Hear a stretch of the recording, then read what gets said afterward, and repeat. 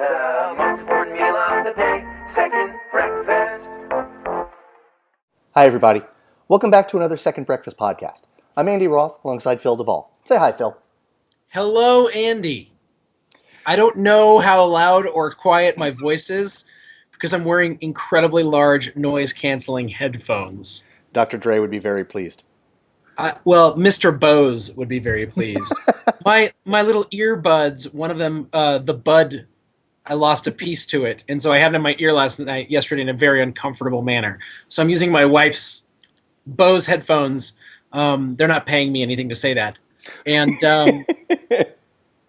and so I don't know how loud I'm going to talk, how loudly I will be speaking this evening. We'll just have to find out. Life's an adventure, my friend. Also, what's funny is I'm looking at myself and I'm noticing that I look ridiculous, but this is not the most ridiculous one of us has looked on this show, because you once did the show with with an eye patch on. With an eye patch. You know what, dude? Pixar, it didn't happen. One of my favorite episodes. Me too. Me too. It was we had our special guest Daniel Carlson, and it was called Old Movies and Video Games. Love it. Video stores. Sure, that. Old movies and video stores. We didn't talk video games. We didn't at all. Not even a little bit. Not once. Talk for more than an hour. I'm willing to talk about it right now. Let's talk about Street Fighter 2 for the next 4 minutes. I'm just kidding. Let's not. Shoryuken. Which character did you play on Street Fighter 2? Who was your guy? I started with Blanca and then realized he kind of was terrible. Yep. And then I think every man started with Blanca. Right. I bet you went to Chun-Li, didn't you? So I alternated between two. You're absolutely right. I was a Chun-Li man. I was also a Guile man. I was a Guile man nonstop. That was my guy. Nice. My secret with Chun-Li, you can bounce off the side of the screen, even if you're not against a wall. That's not even fair. It's awesome. Just bounce off the side of the screen just cuz. Right? No, totally. I think she had the most perks, but I think Guile was my guy because playing as a woman, as a boy growing up, I was one of those, I was very typical. I was like, I'm not going to play a girl. No, totally. Yeah. You're much stronger with your identity than I is. Or gayer. But can't I be both? Potato. You're right. Potato. What's wrong with me for suggesting that it could be anything other than both? That's right. I have a story about Bose, and that is it will only take a moment. Thank God. I maybe about a year ago, I was in the market for a new home entertainment system. A year and a half ago, slightly more, and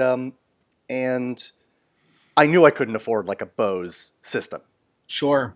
But I went to the Bose store anyway, and it was like test driving the Ferrari, because they take you into like this theater. Yep. And they basically make your head explode with sound. Yep. And it was absolutely incredible. Yep. It's glorious. Yes. There are a lot of sound-ophiles who talk smack on Bose, and I don't care. Right. Yes. I love Bose stuff. I think it's great. I hope to get some Bose speakers in my house at some point. Yep. And I don't care. My little Bose story, which is that I decided to get, these are backups, believe it or not. Nice. These are cheaper Bose speakers. But for my wife's, I was told that when you get married, you have to get a wedding gift for your spouse, for your wife. And I was like, it's not you. It's not the thousands of dollars I spent on the ring. Is that not?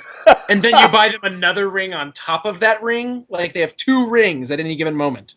I think you should have just shown up naked with a ribbon and a bow and strategically placed. I mean, that's it. But I listened to conventional wisdom, and since my wife and I were going to a very far way away for our honeymoon, I decided I had my mind set. I was buying her Bose noise-canceling headphones, the little ones you have to turn on and then you hear them go and suck onto your face. It's amazing. They are amazing. Right. So anyways, I thought to myself, you'll laugh when you hear this. I was like, well, they're going to be like $100, so that's fine. So the day before the wedding, I went and bought them, and I had like no time. So I went to this Bose place. I think they were $250. They might have been $350, and I just bought them. I had to. I pulled out the credit card instead of the debit card, because I was like, well, I can't afford this credit. And it was like, and it was one of those things. I'm guilty of this. I'm one of these people who, like, when I make my decision about something, it's as if there's something inside of me that's like, you can't go back now. Oh, I'm totally. sorry. Yes. And not only that, but it's like, you can't afford this. Well, what kind of, I'm no, I can afford anything. No, you can't. You're an idiot. You know, I mean, at least it wasn't like a Jaguar or anything like that. Right, but if I wish really hard, no, you still can't afford it. Hey, what do you think costs more, a Jaguar or a Jaguar? I'm gonna go. Like I'm the gonna car go. I'm gonna go with the animal. I'm gonna go with the animal. probably costs more to buy an animal than to buy a car, Probably. And I mean, especially if you consider especially upkeep. like upkeep. You think about like all the tariffs, because that can't be. You can't put that in like a carrier and put it underneath the in a cargo hold of a plane, right? It's true. Like there's going to be some shipping issues. There's going to be some U.S. customs issues. Yep. Yep. Thousands of dollars just in bribes, really. Today, everyone, you can tell we're really focused, and we're going to talk about a movie today. We're going to talk about a movie called Ruby Sparks. I paused for dramatic effect. Because of all of the other movies starting with Ruby that you could have meant.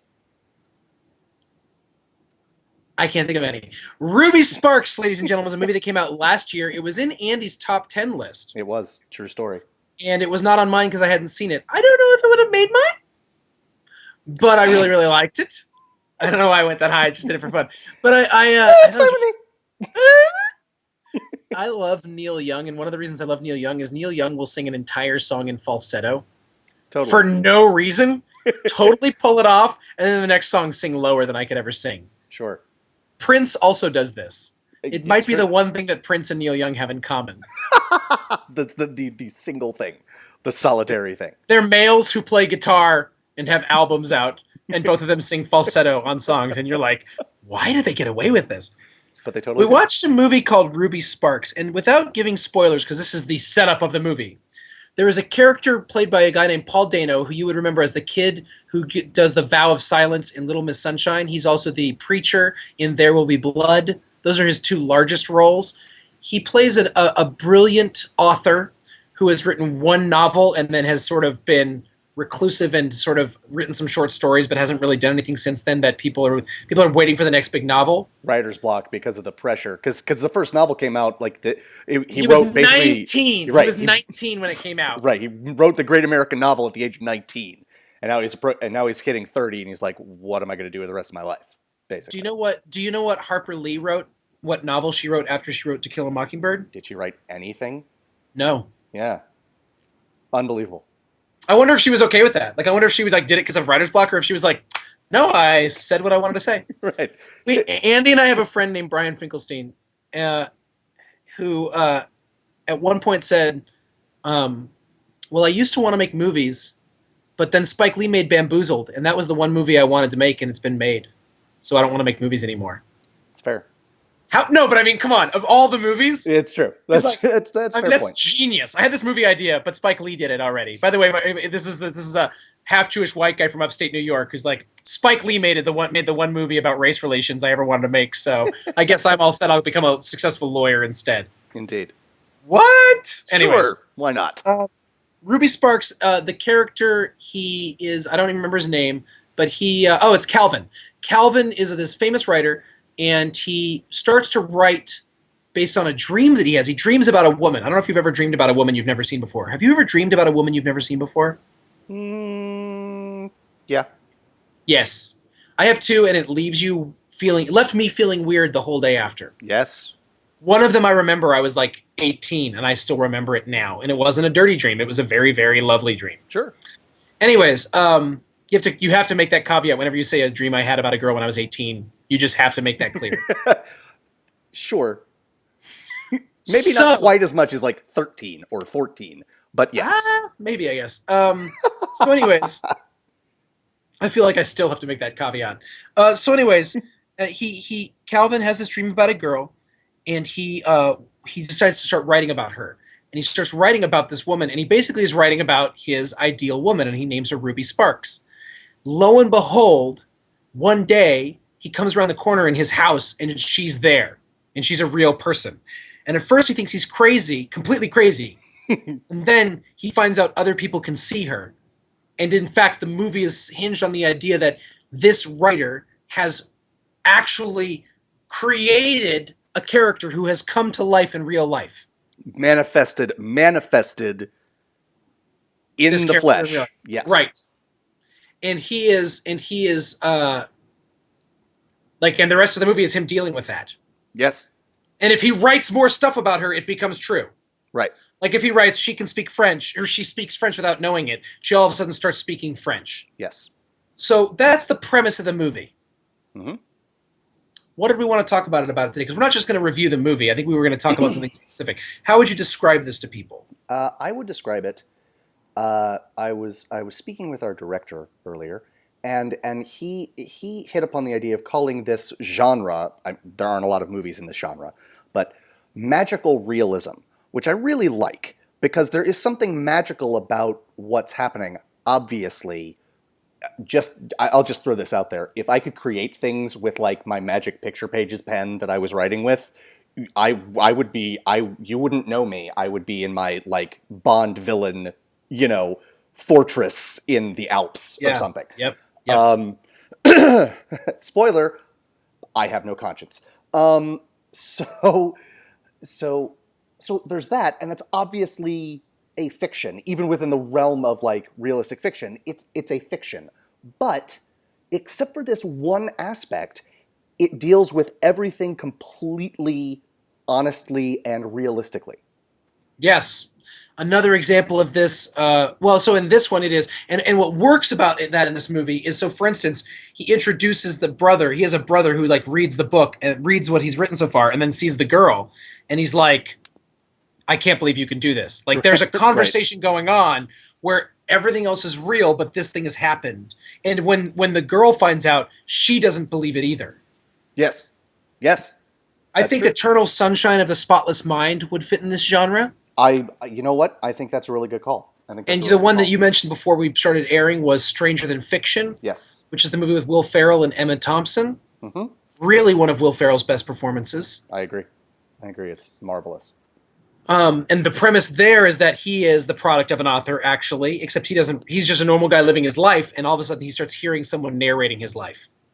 And he thinks he's going crazy, and then one day he's watching TV and he sees the author describing the book she's writing. Which is the book about him. And he has to go find her. And then he finds out she's going to kill him off. And he has to go find her before that happens. Another movie I think that would work in this category would probably be Adaptation. This might be a movie that Charlie Kaufman as a writer just sort of... I like it. Except that Adaptation, and I confess I don't remember Adaptation all that well, but the only weirdness, the only non-realistic stuff is in the structure of the movie. Like, there's nothing within the conceit of the movie that's weird, right? Do I have that right? I have to... Having said that, I will go with another Charlie Kaufman movie, Synecdoche, New York. Which I haven't seen yet, but here's the deal. But he wrote Eternal Sunshine and Spotless Mind, right? I'm almost positive he did. And so that's a movie that's about like someone getting their brain erased, but it's or erasing parts of your memory that you can't. Yes. So the parts of your memory are the things that you like. So for instance, you want to forget about a person, the relationship ended and you're miserable. Mm-hmm. So you want to forget about a person, but then does it really actually work? And what does it do to your brain? And it literally is showing the mind like falling apart. But what's interesting is... And the memory is being taken away. It's actually showing a mind falling apart. And what I mean by that is it doesn't cheat. It's not like, we can fix everything because we have this magic potion that makes you forget things. Right. It actually deals with, as silly as this sounds, it deals with the real world implications of such a device. Kind of the way that when Batman Begins came out, I said to a friend of mine, it's a realistic Batman movie, and he just started laughing, and I was like, okay. No, it is though. But I always had trouble explaining the Dark Knight series as a comic book series. Sure. Yes. even though it's very clearly A a comic book series yes. based on a comic book character, Yes. but it just is shot in a completely different way. So, okay. Sorry, I had to do a little stretching. Sure. So what? I don't know. So what about so Ruby Sparks? Why is this genre? We're calling it. What are we calling it? Magical realism. Magical realism. Uh, La la la. ah, Does Enchanted fit in this category? yes. I would say it. I would say it does. Because what you're Well seeing played. is people. Thank you. Well, you're seeing people react to like a completely miraculous, nonsensical, unrealistic, possibly magical, but and maybe delusional, like thing that happens, right? But again, the realism part of the title of this genre is important, I think, and I agree. I yeah. agree. And so Are you it's ready? not. Are you ready for another one? Hit me. The Truman Show. Yeah. Now it's not magical, Yeah. but it creates this. Everything's just as it always has been in the world, except we live in a world where a corporation adopted a baby and did this thing, right? Yes. And they have to go about explaining how. Right. Mococo. So before we get too far afield, I'm going to give you a homework assignment, and there's absolutely no due date on this homework assignment. See Synecdoche, New York. Oh yeah, man, totally. But here are the guidelines. You got to do it. You got to do it when you're either like not late at night, but when you're either about to go to bed or you have nothing to do for the rest of the day, because it is going to absolutely wreck you in the best way. In the this best is the way. problem. In the best way? Yes. Yes. Now, because the best way. It's not the same emotion that like I would say Ruby. Sunshine I would of the actually Spotless Mind. no, but I would say actually this category wrecks me. I think magical realism wrecks me. I think let's talk about that. Ruby Sparks wrecked me. Yeah. Okay, movies about men and women that are remotely realistic generally cut to my core. Sure. Movies where well, I guess I can't talk about the ending. We're not going to do that, right? We're not talking about the ending. No, but I do want to say this without delving really into spoilers. The power that what's his name? Calvin. The power that Calvin has when he manifests this woman is not, I mean, it doesn't go into like pornographic territory. No, not at all, actually. But it is not something that he always behaves well with. No, right. It is not something that he shepherds. To watch. Yes. It's painful to watch. It is legitimately painful to watch. The climax of that movie was one of the hardest things I've watched in a really long time. Yes, and I got to be honest. And it's meant to be. It's meant to be, and it gives the movie, which is set up as a romance or a romantic comedy, it makes it kind of hard to look at as a romance because well, but it's honest. So think about it, guys. Just think about this for a little bit without even having seen the movie, or if you have seen the movie, great. But think about this, right? If you could create a person out of thin air that was meant for you, yeah, what would that be like? Now here's the now not only that, but then once they actually exist and they are real people, yes, that means that even as you've created them, they are able to make up their own minds about things and won't.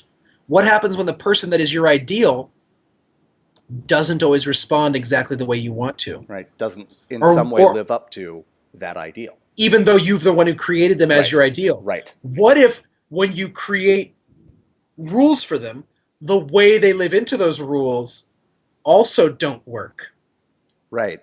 And guys, do you see what's happening here? Like the questions that you are asking, Phil, are nonsensical. Like on sort of a basic level, they are nonsensical. But everybody can hear embedded in your questions what happens when your partner disappoints you. And this is why magical realism means so much to me. It's basically it's a version of it allows you to delve in. Well, now all movies can traffic in myth. Yes. All movies can traffic in myth. I agree with that. We just talked about a movie last week called Mud, which I cannot recommend highly enough. And Mud is not, as far as I can tell, magical realism. It feels very realistic. Yep. Nothing happens that's sort of out of the reality zone. And yet, it is a movie that lives in a place of myth. Yes. But I would say that there are movies that traffic in myth. When you have this sort of like magical sort of thing that sets it apart, it allows you somehow to go, what would I do in that situation? Yes. That in some reason a totally realistic story doesn't do. Yeah. Do you know what I mean? I do, and let's talk about that for a second, because that I think is the most interesting thing about it. Because I agree with you. Like you say, well, why don't you just make a movie where a guy is disappointed in his girlfriend, or the girlfriend is disappointed in his boyfriend, in her boyfriend, right? Depressing. And well, A, it's depressing. B, if everything is realistic, because film is so realistic as a medium, I think that what you get with truly realistic and naturalistic movies, one of the first truly naturalistic movies that I can recall seeing and liking and liking it for its naturalism is a movie called You Can Count on Me with Laura Linney and Mark Ruffalo. Yeah. It was Mark Ruffalo's basically big break.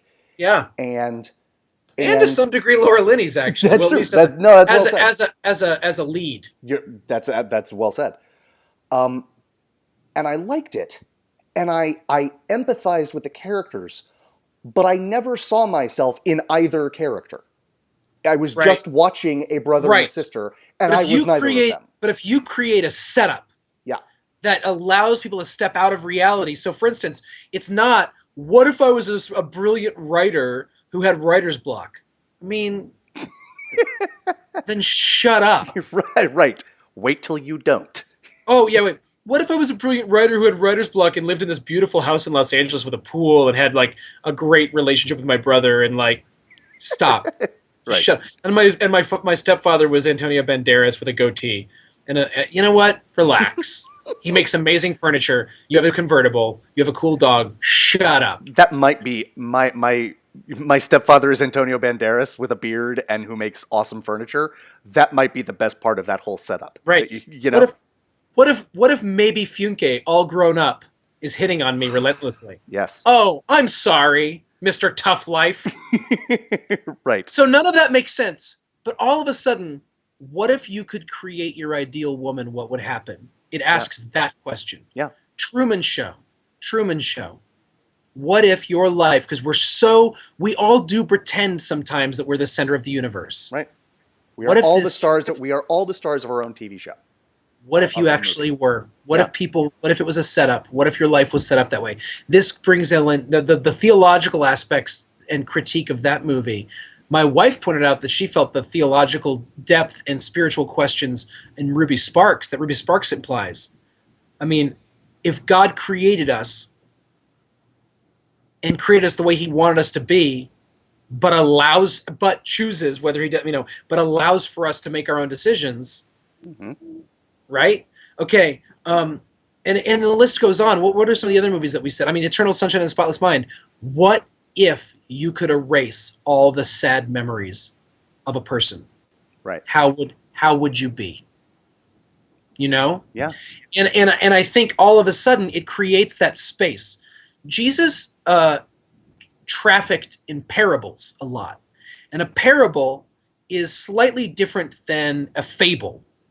And it's not, because not necessarily every single thing corresponds, but he would tell a story. He'd be talking about, like, if you were going to think about God, or you were going to think about heaven, for instance, you'd be thinking in terms of a place you went when you died, or you'd be thinking in terms of God, you'd be thinking in terms of like a specific character, right?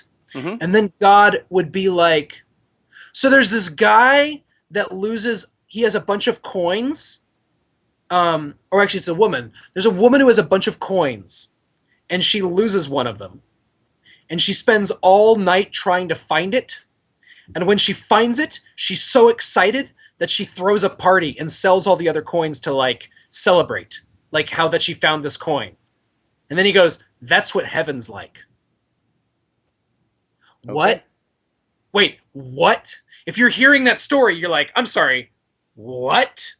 But his point is like, rather than thinking about heaven is like this place where you go and everything, he basically describes like the mania and the craziness you feel when you found something that's really important to you that you've lost, and how you lose your mind and about with excitement and joy, and that rationality and reason goes out the door because all you're thinking about is this moment. I have found what was lost and the joy that comes in that. And everyone knows what it's like to find something they've Right. lost that they thought was gone forever. Right. And he's like, and if that if that feeling- story was just told in the most realistic way possible, all you're doing is listening to a story about a woman who lost a coin and found it. Right, but if you tell that story and then go, "That's heaven," you'd be like, Right. Yeah. Huh? Yes. And that's just one. I mean, he does a bunch of them. That's a weird one, but like they're all kind of weird and they all kind of take you out of it. But they're just abstract enough that you're like, I can put myself in that place, right? So like that's the thing with these is like they're abstract and weird enough that we all get it. Right. That's but the they're idea. grounded enough, like it's not, Everybody's lost a coin. Right. Right. Yeah. It's not, a fire-breathing dragon that lost a coin. There's one where there's a guy who's worked his whole life, and he basically has stored up all this grain, which is in first century Roman Empire, like wealth. Yeah. Like it's wealth. And he stores up all this grain in his silos, and he goes, "Great, I'll never have to work again. My life is complete. I'm all set." And he says, "That day the Lord came and said, 'You fool, tonight you're going to die,' and it was all a waste." Every single one of us goes, "If I could only have enough." Right. Right. So you hear that story and you're like, "Oh, I mean, I've never had grain." If I saw a movie about a farmer, we watched a movie about a farmer. What was it? The Bridge? The River. Oh my God, it was dreadful. No, who wants to watch movies about farmers? 0 people. There is the Venn diagram of people who exist and people who want to watch movies about farmers. 2 circles that do not I take it back. intersect. The Son-in-Law starring Pauly Shore and Carla Gugino. Fantastic. I don't even know who you are. It was my introduction to Carla Gugino. Do you want to argue with that? No, but that's really the only thing that I don't want to argue with about with what you just said. Pauly Shore and Chaps? No? Not exciting? No, you know what? You know what, Phil? No. Would you think less of me if I told you that I was a big Pauly Shore fan when I was a kid? No. Okay. It was. Sure. Hey, look. I am still upset that the Academy didn't recognize him for his supporting role in Encino Man. I loved him so much in that movie. I mean, I'm being facetious with the Academy Award But thing, I loved it. I love it. but I love that movie. I quote that movie. There's one line that I quote all the time for no reason. They're talking about how long to put the burrito in the microwave. And he's like, 2 minutes. And the other guy goes, 3 minutes. And they keep going back and forth. 2 minutes, 3 minutes, 2 minutes, 3 minutes. For some reason, when someone says like it'll be 2 minutes or whatever, anytime someone says anything about minutes, I'll be like 2 minutes, 3 minutes, 2 minutes, in like a terrible stereotypical Indian accent. I don't want to push this too far. I do Please not don't. want to push this too far. But there is something to be said for the fact that it's not a realistic high school, but it's a high school that is realistic on Hollywood terms. Oh yeah. And then a caveman gets unfrozen. So maybe it's Maybe it's not in this magical realm, realism, but it's a cousin to it, shall we say? I want to talk more about magical realism in the future because I think this is an interesting genre we've described. Yes. And I think Ruby Sparks, folks, everyone should see Ruby Sparks. It asks it is this basic question of what really happens. I think it does a really good job of creating like living out the fantastical scenario of what if you got what you wanted. Right. And the dysfunction inherent in that. Yeah. The dysfunction inherent in deciding that I haven't loved anybody the way I want to because I haven't found the person that is exactly the way I want them to be. Right. And I think a lot of people feel that. I agree. And I even think people who are already in relationships and marriages probably feel that. I would agree with that as well. I think that something that, and you said it, you alluded to it earlier, something that all of these movies share is the happiest ending one of them and I can't think of which one that is off the top of my head. It might be Ruby Sparks, actually. It might be Ruby Sparks. It might be Ruby Sparks. The happiest ending one of them, or maybe The Truman Show. There is a real sense of loss and regret in all of them. Yes. In all of them. And there's no... Yes. And I mean, I don't say this in a depressing way. I mean, that's life, right? Because every day you make choices, and there are choices you don't make. You know, you go one way and not the other. And you know, it can be, you know, stranger than fiction. What if Will Ferrell just sort of let things take its course with Ruby Sparks? What if he just didn't... Yeah. What if he just didn't do what he does in the last half of the movie? Yeah. Maybe that's the happiest ending. Indeed. I'm going to. I don't know why I think this is completely germane, but I do. I want to tell a story from a time in college, and this will be the last thing I say. My roommate and I were going into Boston, and we got on the subway, and there was like 6 or 7 stops into the center from Davis Square of Boston. Yeah. Yes. 6 or 7. Yes. Yes. And we get to the third stop, and the PA system comes on. It's like, boom, we're going express to Park Street. So we're like, yes, next stop. Right. And the doors begin to close, and this guy like jumps on sideways, and he's like, whew, and we're like, but we didn't tell him because he couldn't get out anyway because it literally closed right on him, right after him. And we zoom through the next station, and he turns to me and he's like, is this going express? He's like, yeah. He's like, is it going all the way to Park Street? He's like, yeah. He's like, and he was going to whatever the stop before it was. And the way he said it, the way he said the next thing will stay with me until the day I die. The words he said were, well, life is a series of missed opportunities and forced approximations. Which is like the saddest thing that anyone has ever said to me. But I'm telling you, Phil, I'm telling you guys, he said it with in a hopeful voice. Like, you know what? Also, that's the most articulate person to have lived in Boston in the last 20 years. Easily. And you and I both lived in Boston. Easily, yes. And I like that life feeling. Life is a series of missed opportunities and forced approximations. And that feeling that I think he was feeling, that feeling that his words engendered and sort of made bloom in me, that is what I get when I watch a magical realism movie. Yeah, I think you said it. It taps, the movies that we're talking about they may tap into joy, but they also tap into regret and sadness. And I am a big fan of regret. Me too. Is that a thing to be a fan of, regret? I think so. So I'll finish it with this then, and then we'll wrap up, because I think we need to come back to this. I'm deciding that one of my favorite movies of all time, Fearless, actually fits into this category. But I want to get into that when we talk about Fearless. I think we should do a podcast just on that movie at some point. I agree with you. When we're all grown up. I don't think we're ready for it yet.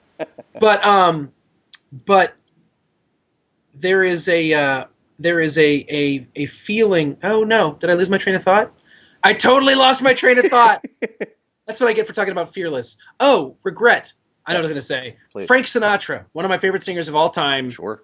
Unabashedly, I love Frank Sinatra. Mm-hmm. And if you don't like Frank Sinatra, it's honestly because you haven't heard the right stuff.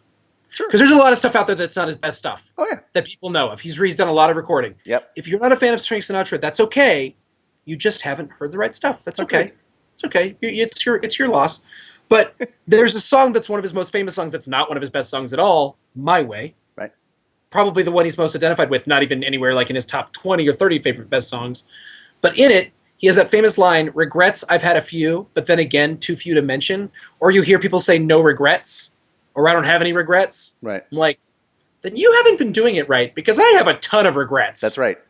I just have a ton of regrets. Yes. And it doesn't mean that if I had it to do over, I hate that you don't have it to do over, so shut up. That's right. If you had it to do over, would you do it differently? No, I don't. What? Here I am. Well, so I'll tell you what, the movie that explores that is Eternal Sunshine of the Spotless Mind. It does. And it shows, I think it does. And it shows that you probably would do the same thing anyway, frankly. Yeah. And there's a movie coming out soon about, what's that one we saw the preview for, about going back in time and changing one thing? I have no idea what you're talking about. It's a preview. It's got Bill Nighy in it, and yes, Rachel I don't remember the McAdams. name of it. But But yes, it's going to be a magical realism movie. That's going to be Yes. the point of it. So, indeed. all right, ladies and gents, magical realism. We've just opened up the door to a larger conversation. Sort of In fact, like a magical realism podcast. Da, da, da. Indeed. I think we should just call this Magical Realism Volume 1. Okay. Because there will be more. Yeah, I agree. So until next time, folks, close the door to the wardrobe, and we will enter Narnia at another time. This has been Magical Realism Volume 1 for Second Breakfast. Go. Life is a series of missed opportunities and forced approximations. You know what, Phil? It really is. And that'll do it for Second Breakfast. I'm Andy Roth, and that's Phil Duvall. We'll see you again real soon. Bye, everybody. The most important meal of the day, second breakfast.